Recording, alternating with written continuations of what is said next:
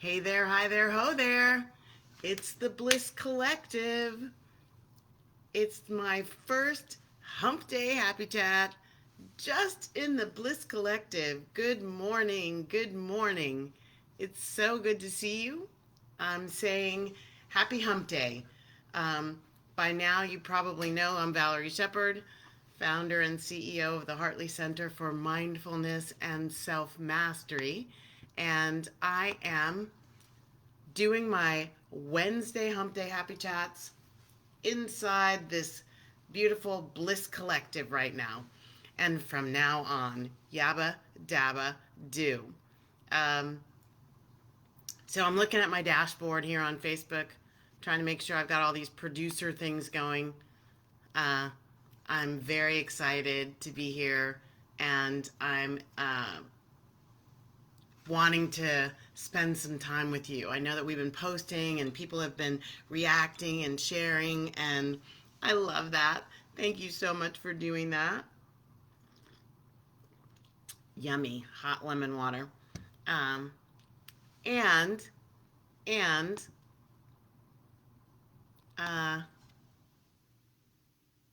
I felt like seeing my face and hearing my voice would work for us today. Yay! So this is the Hump Day Happy Chat. What is that? If you haven't seen me do this, I usually do it on my one of my Facebook pages, the page for my book, um, the Positively Happy to Be Me Facebook page. But I've decided that since you all are this special group that I'm loving spending time with and doing things for, that I would make these more focused on our group, the Bliss Collective. So that's what we're doing today. So I'm hoping that this is something that you'll engage with and find valuable. So the Hump Day Happy Chat is where I get an opportunity to share some wisdom that helps you do what is really essential to having a bliss-filled life. I'm a happiness fun zealot these days, having spent a large part of my life working hard and striving and doing very well, getting a lot of success, but also having a feeling of emptiness. Like there was a point in my life where I had reached a very high place and I was kind of wondering, like, is this it? Um, I didn't really feel like my life should be my life. It was like, wait a second, this doesn't feel right. So, number one thing, trust your feelings. When things don't feel right, they probably aren't. There's probably something that's not working for you that isn't designed for you and your life and what you're here on the planet to do and what your life is supposed to be filled with. And so I listened to that and so I recrafted. I'm still in the process of bringing out even more of the magnificence of the essence of me. That's the ME in my book, Living Happy to Be Me. The ME stands for Magnificent Essence. So this journey to where I am now is all about how can we give back the things I've learned, things I've studied in consciousness, and how do we like reach our highest potential and what is self-mastery, which I define as mastering you in your life so that you can exquisitely manage whatever your life brings your way. It's the things that are on the manifesto. It's like being able to not just say those things, but to actually feel them and to know that you're living those things. Like that's what the Bliss Collective is about. And so here's the Hump Day Happy Chat for March 3rd. It's the third day of the third month. Wow, March 3rd. Very cool. And so here we are.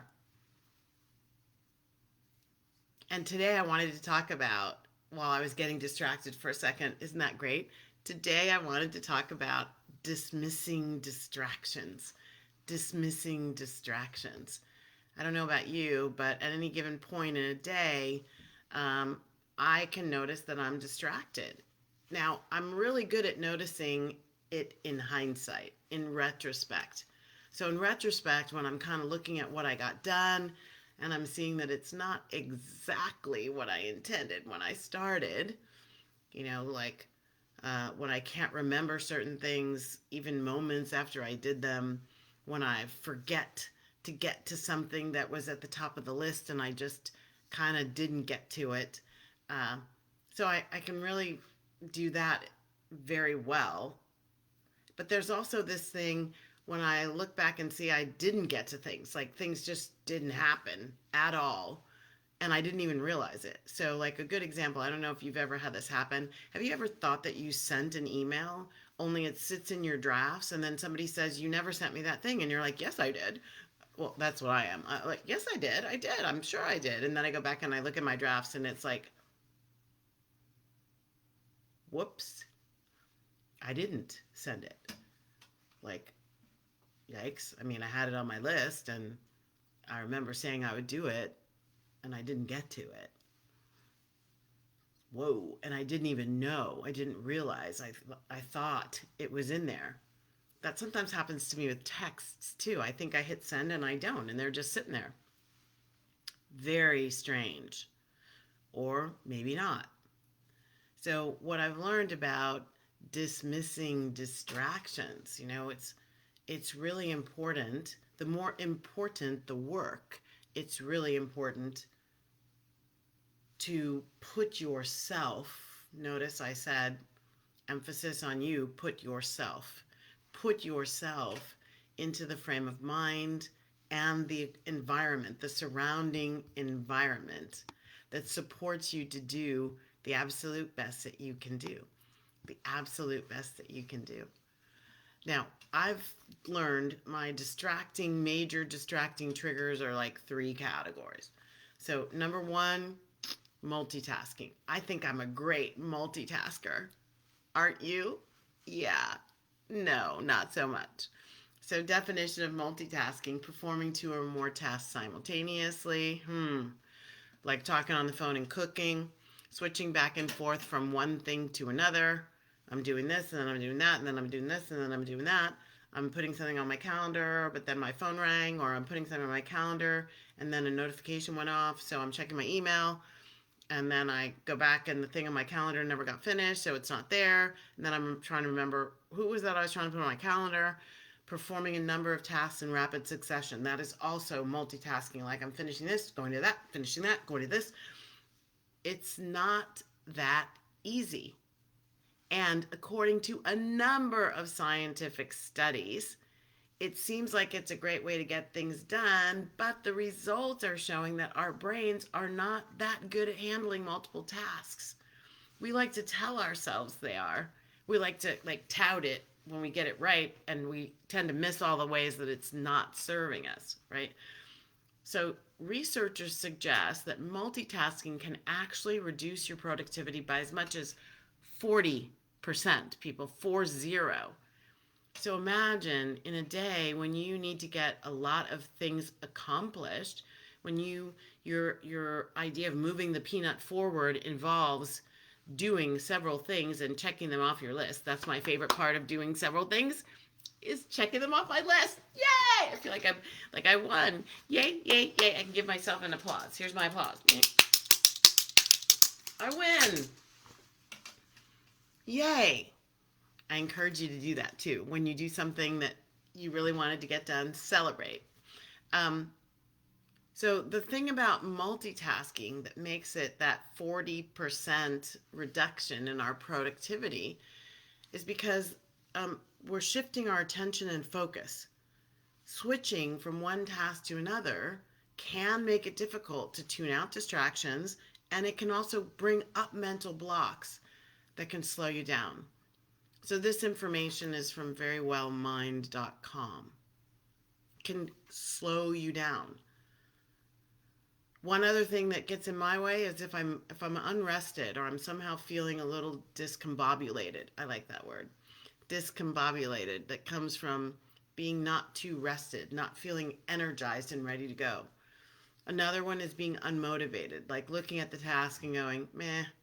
And then as soon as I go, meh, then, oh, look, shiny object over here. That feels like something good to do. And so I go do that. And then Oh, yeah, I still have to do the meh. Oh, look over there. Have you ever done that? Here's what's important about these last two. When I'm feeling fatigue for no reason, like I had a good night's sleep, I've eaten well, I've been drinking a lot of water. By the way, if you're dehydrated, which 80% of people are, um, your dehydration can be causing brain fog, can be causing lack of focus, can be causing fatigue. So, one of the best things to do when you start to feel tired is to ask yourself, how much water have I had today? And coffee and soda and juice don't count. It's got to be water.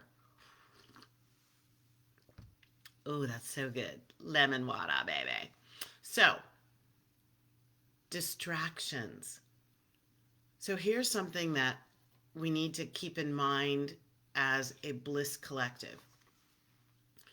Our lives are talking to us all the time, 24/7, 365. Our lives will give us messages, and they'll be very helpful when we want to pay attention and listen and actually hear the message.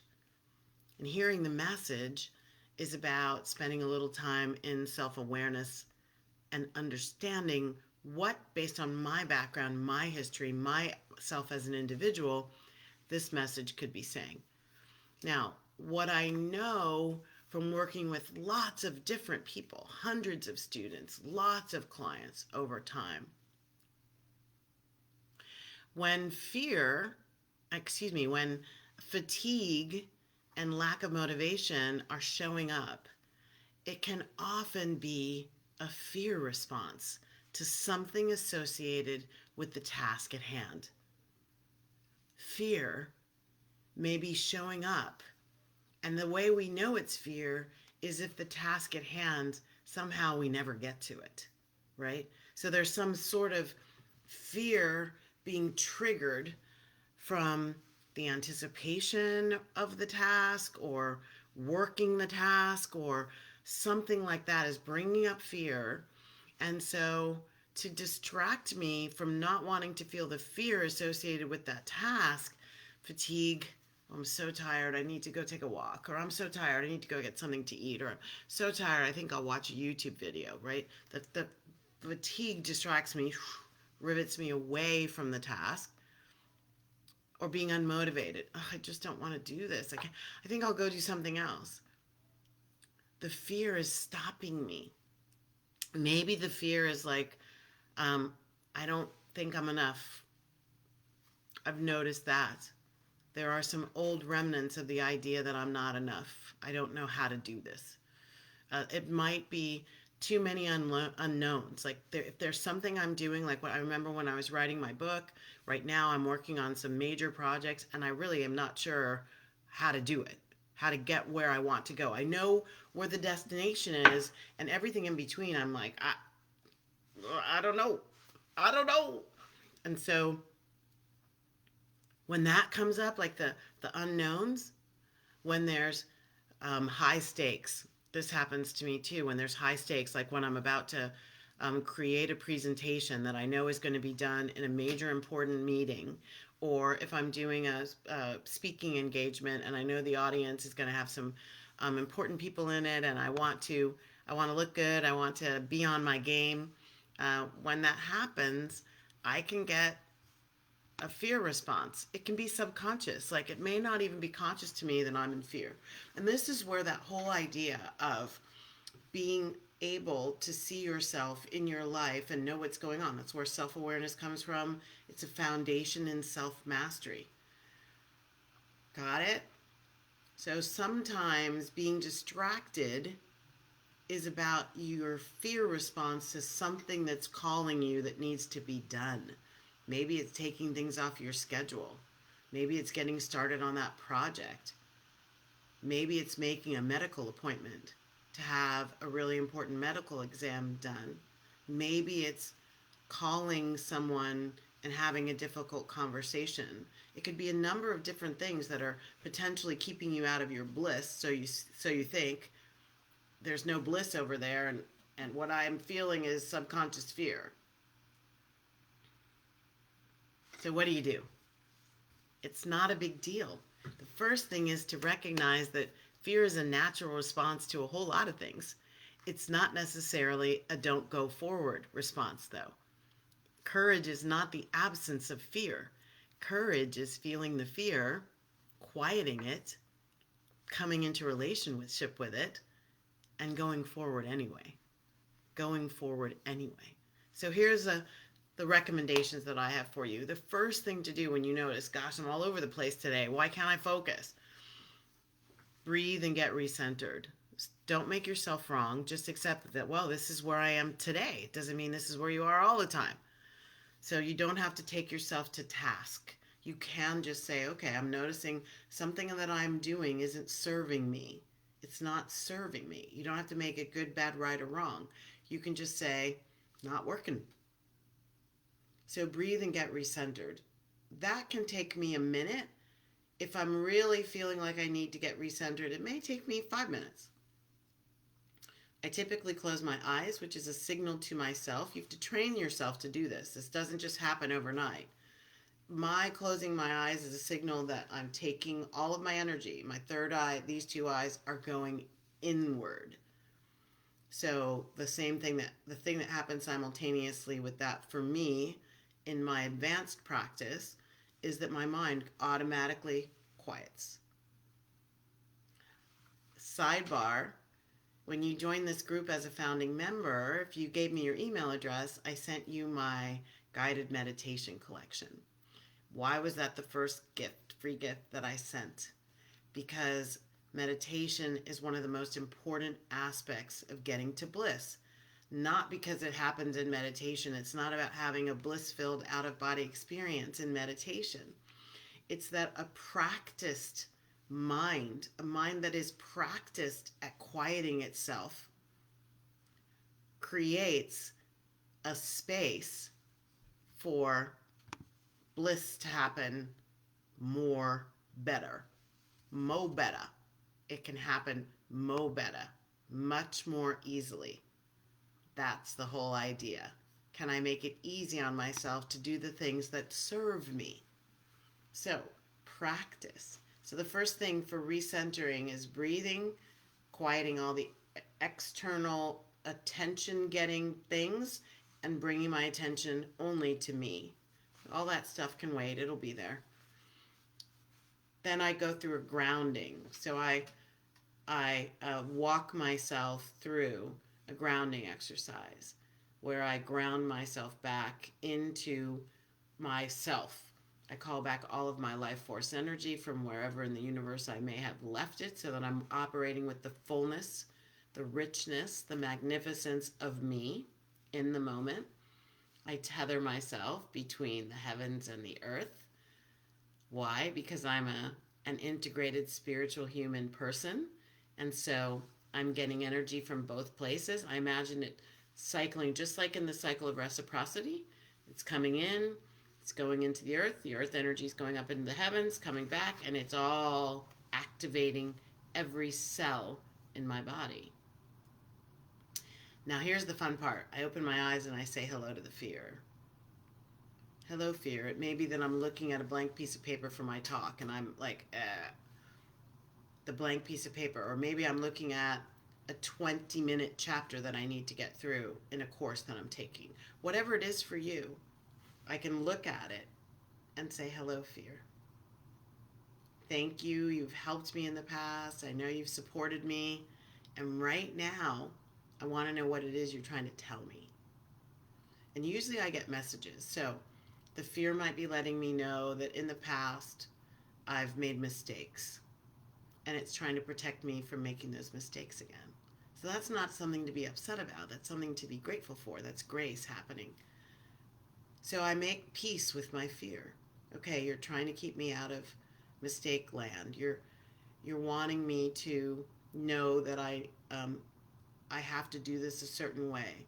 There can be many messages, but the point is get the message. Why? Because usually with our emotions, when we allow them to flow and we make peace with them and we say, tell me what it is you want to tell me, and we truthfully want to know, what happens? They dissipate. They quiet. Universal law of resistance says, whatever you resist persists, meaning if you keep pushing against something, it's going to keep pushing back. But when you allow yourself to go, oh, that's just fear. Oh, that's just old shame. Oh, that's old guilt. I don't have to run away from it. I just have to say, hi, I see you. I choose to feel differently right now.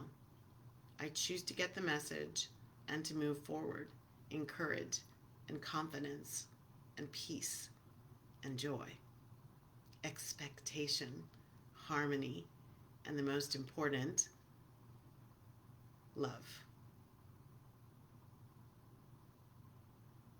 So then once I've done that, I'm sitting on fertile ground to go at my whatever that was, my task at hand.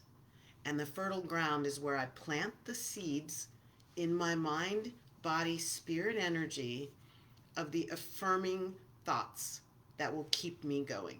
So one of them that I teach that I love is that I can, I have, I am. I can write this chapter. In fact, I've written 30 chapters before this. I am right now taking up my ideas and putting them into this chapter. I can create a strong relationship with this person. I have strong relationships. I right now am engaging in this relationship to create a better version of it for me. I can focus on getting one thing done before I go to another thing. I have evidence of how important my focus is to me getting things done the way I want them to be done. I am focusing on one task. I love that when I find myself trying to do multiple things. I will literally say this, stop doing the second thing that I just started, go back to the other thing and get it done. And one little note I'll give you, I have pieces of paper around me. I have my Believe in Miracles book. I love lists, and the most fun thing for me is when I go in and cross things off. And so I keep them handy because when I notice myself multitasking, I don't want to forget the other thing. And so I write notes about it. And then when I cross things off, I can throw them away. And here's the fun part. And then I smile to myself. I give myself a big, loving grin that says, yeah, we're doing this. And we're doing this pretty well. This life, this dance with our energies, this quest for my highest potential, this absolute commitment to living in a high vibration. We're doing this, and I deserve to acknowledge it and to smile to myself for my success. And that's it. And then I just repeat, rinse and repeat. Just do it over and over again until I am in the space of getting exactly what I want. So that's it today, Bliss Collective. Here it is. That was the first ever Hump Day Happy Chat inside the Bliss Collective. And if you're watching it on replay, I would love it if you would type in the comment section #replay and say hello, post your comments. If there are topics you would like me to bring into next week's Hump Day Happy Chat, let me know. Usually the topics are pretty organic. Something will come to me, and I'll sit down and do some research and writing and contemplating and then bringing in tips and tools to help you. And I always close my Hump Day Happy Chat with the Karanaya Metta Sutra, which is the prayer of loving kindness from the Buddha. And it goes like this. May all beings be peaceful. May all beings be safe. May all beings be happy. May all beings awaken to the light of their true nature. Their true nature. Love, joy, freedom, bliss. Yay! True nature of who you are. Unconditional love. And may all beings be free. Yay! Happy hump day. See you soon. Bye now.